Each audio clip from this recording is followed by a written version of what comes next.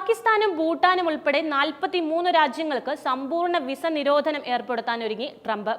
ആഫ്രിക്കയിലും ഏഷ്യയിലെയും രാജ്യങ്ങളാണ് നിരോധനത്തിൽ പെടുന്നത്. ട്രംപിന്റെ ഈ പുതിയ നീക്കം ചർച്ചയാക്കി ലോകമാധ്യമങ്ങൾ. റഷ്യക്കാർക്ക് വിസ നൽകുന്നതിൽ കടുത്ത നിയന്ത്രണങ്ങൾ ഏർപ്പെടുത്തുന്നതിനോടൊപ്പം 43 രാജ്യങ്ങളിൽ നിന്നുള്ളവർക്ക് അമേരിക്കയിൽ യാത്ര ചെയ്യുന്നതിൽ സമ്പൂർണ്ണ നിരോധനവും ഏർപ്പെടുത്താൻ കച്ചകെട്ടി ഇറങ്ങുകയാണ് ട്രംപ്.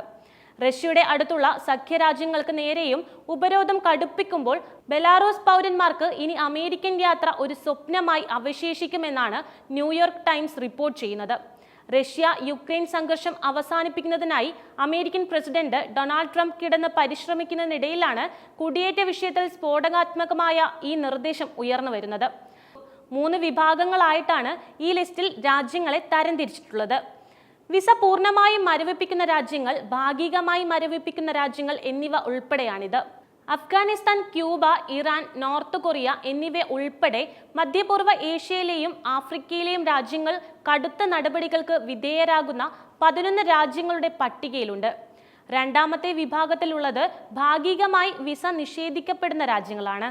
ഈ പട്ടികയിലുള്ള 10 രാജ്യങ്ങളിൽ നിന്നുള്ളവരുടെ ടൂറിസ്റ്റ് വിസ, സ്റ്റുഡന്റ് വിസ, മറ്റ് ഇമിഗ്രേഷൻ വിസകൾ എല്ലാം മരവിപ്പിക്കപ്പെടും. മൂന്നാമത്തെ വിഭാഗത്തിലുള്ള 22 രാജ്യങ്ങൾക്കാണ് ഇപ്പോൾ മുന്നറിയിപ്പ് നൽകിയിരിക്കുന്നത്.